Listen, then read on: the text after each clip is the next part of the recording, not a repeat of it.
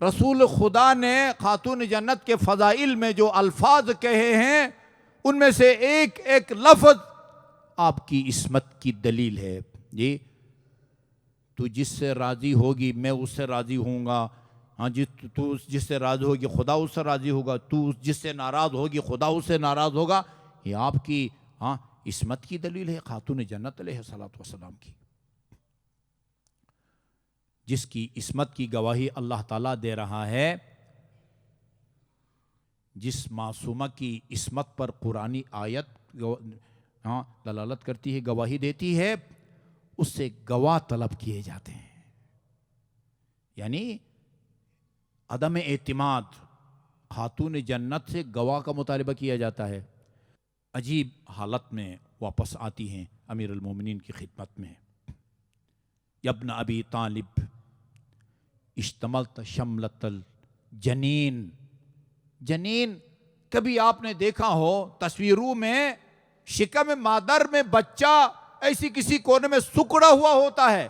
اشتملت شملت الجنین.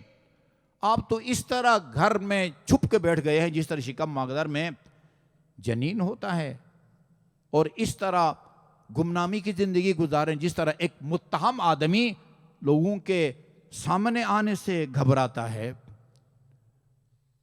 بات روایات میں ہے امیر المومنین نے خاتون جنت سے کہا، اس وقت اذان ہو رہی تھی، خاتون جنت سے فرمایا کہ وہ طاقت جو میرے بازو میں تھی بدر، حنین، خیبر اور خندق، وہ طاقت آج بھی میرے بازو میں بھی ہے.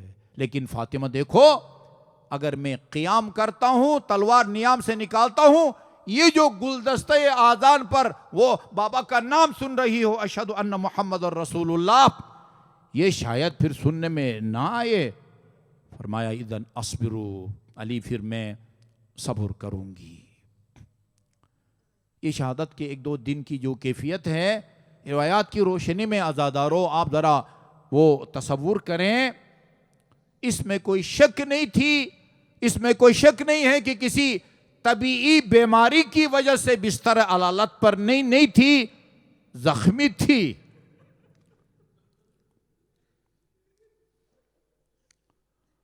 وَوَقْذُ نَعْلَ السَّيْفِ فِي جَنْبَيْهَا.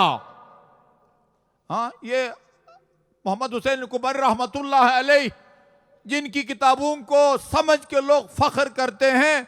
ایک مصائب کا طوفان ہے. کوئی سوچ نہیں سکتی تھی دنیا کی. یہ بھی کہنا پڑے گا کسی مرثیہ نگار کو، وَوَقْذُ نَعْلَ السَّيْفِ فِي جَنْبَيْهَا. اس نے جو دستے تلوار سے بی بی کے دونوں پہلوؤں پر وار کیا، اتا کلما اتا علیہا، اس زخم اور وار کی وجہ سے لازم الفراش ہوئی، پھر اٹھ کے سنبھل نہ سکی. الباب والجدار ثلاثۃ لیس لہا خفاء. اس مظلومیت کی مظلومیت کے تین گواہ ہیں. تین گواہ کون سے تین گواہ ہیں؟ الباب دروازہ،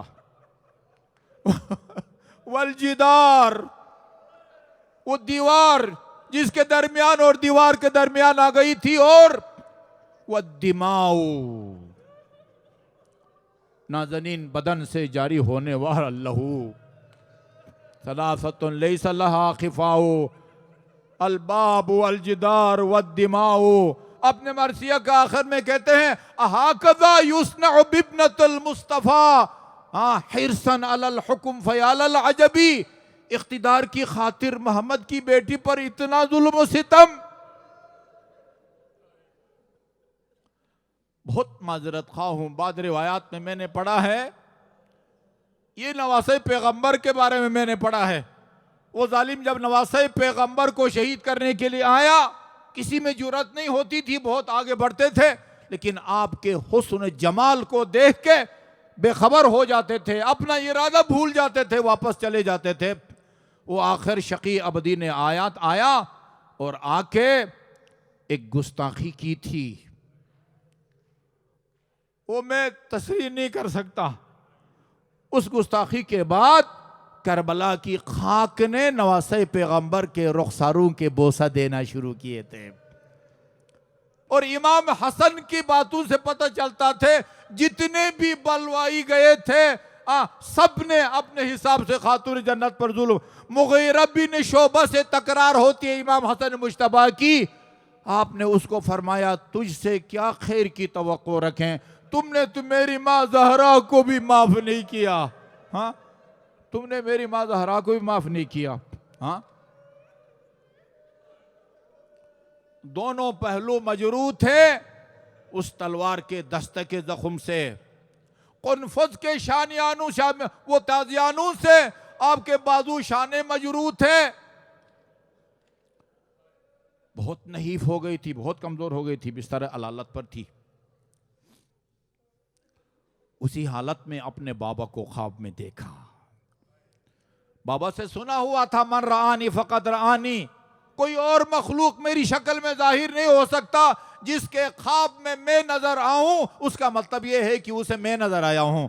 اپنے بابا کو دیکھا اور بشارت دی بیٹی فاطمہ بہت جلد تو میرے پاس آؤ گی, ہم تیرے مشتاق ہیں. خاتون جنت نے خوابی میں بتایا بابا جتنے آپ میرے مشتاق ہیں اس سے زیادہ میں آپ کا مشتاق ہوں.